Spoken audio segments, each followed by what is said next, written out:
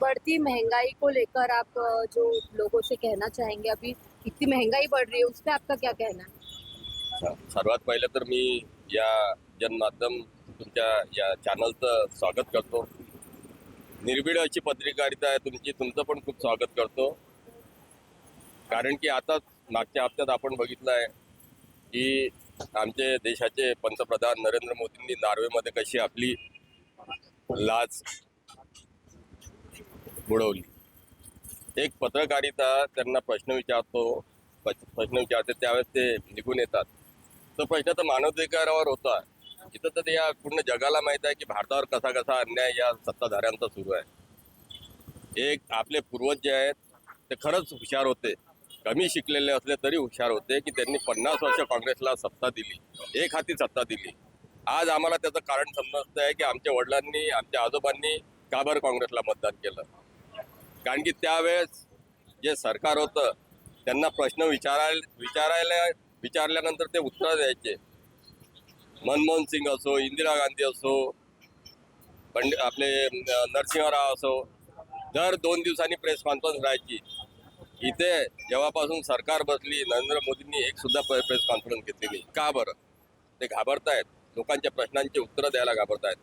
महागाई एवढी वाढली, बेरोजगारी एवढी वाढली, एवढ्या करोड आम्ही हे देऊ, महागाई कमी करू, 30 रुपये लिटर पेट्रोल देऊ, हे आपण सगळं उघड्या डोळ्यांनी बघितलेलं आहे. आज परिस्थिती काय आहे याचा उद्रेक होण्याशिवाय झाल्याशिवाय राहणार नाही. काँग्रेसने एका टाइमला जेव्हा देश स्वतंत्र झाला तर या देशात 2च जमाती होत्या, एक श्रीमंत आणि एक गरीब.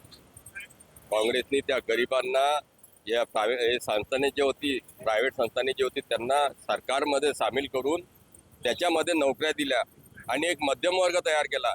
मध्यम वर्ग तयार केल्यामुळे हा देश जो आहे हा सक्षम झाला होता. आणि या सरकारने काय केलं, या सरकारने आल्याबरोबर त्या मध्यम वर्गाची कंबर तोडली महागाईच्या रूपाने. त्यानंतर त्यांच्या नोकऱ्या संपवून, युवकांना बेरोजगार करून त्यांना अधीन करून टाकलं. ज्या ज्या देशात तानाशा पनपले त्या देशातल्या तानाशाहांनी पहिले तर पत्रकारिता विकत घेतली, नंतर लोकांच्या नोकऱ्या खाल्ल्या, लोकांना लाचार केलं. ती परिस्थिती आपल्या भारतात आलेली आहे. पण मला माझ्या या देशाच्या संविधानावर पूर्ण विश्वास आहे. लोकांमध्ये जागृती होणं सुरू झालेलं आहे.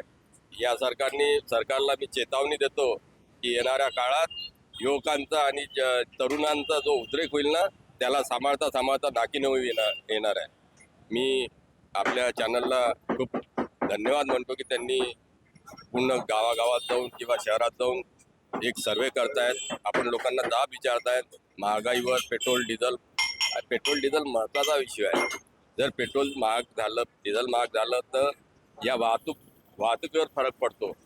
वाहतुकीचे खर्च वाढतात आणि वाहतुकीचे खर्च वाढले म्हणजे ऑटोमॅटिक महागाई वाढते. त्यामुळे मी सरकारला विनंती करतो की त्यांनी ओरिजिनल भाव घेऊन डिझेलची आणि याची अडचण कशाला भासवता, काय कारण नाही. आता येणाऱ्या काळात आता बियाणे पेरणीचा हे म्हणजे टाईम आहे. त्या पेरणीच्या टायमात शेतकऱ्यांना जर डिझेल नाही मिळालं तर पेरतील कुठून? तुम्हाला परत त्या ट्रॅक्टरवरून त्यांनी आता बैलगाडीवर आणण्याचा प्रयत्न केला आहे. मी जनतेला इशारा करतो की ते आपल्याला आता पुरातन काळात घेऊन चालले आहेत. आता तरी सुधरा, तुमच्या लेकरांचं भविष्य तरी पहा. या भक्तांना मी इथं एक इशारा करतो की भक्तांनो सुधरा रे, तुमच्यामुळे देश हा बुडीत चाललाय. आता नाही सुधारले तर तुमच्या येणाऱ्या पिढ्या बर्बाद होतील. मी एवढंच बोलतो. धन्यवाद.